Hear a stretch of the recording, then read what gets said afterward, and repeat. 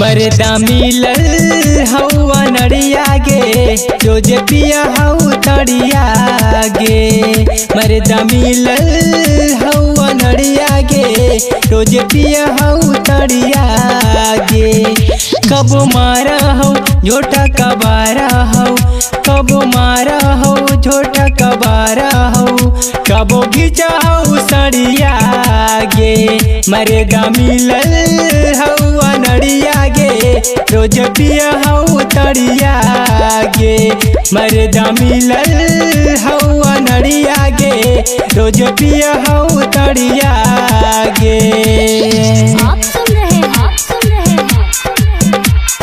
DJ Dilip Sharma को गोपालगंज।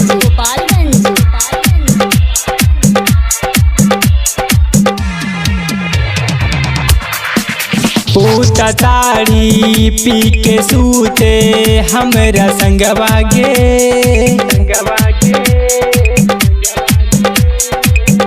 जब मारा है तहिले ला पलंगवा गे।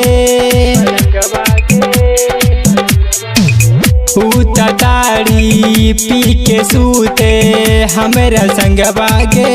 जब मारा है तहिले ला पलंगवा गे।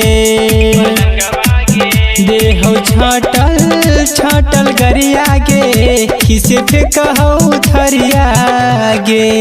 मर्दा मिलल हवा नड़िया गे, रोज पिया हऊ तड़िया गे। मर्दा मिलल हवा नड़िया गे, रोज पिया हऊ तड़िया गे।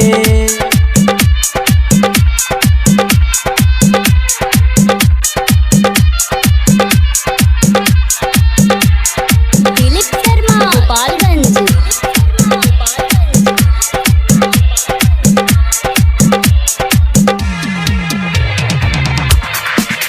हमर जितवा सनिया संगे पिया हो गंजवा गे।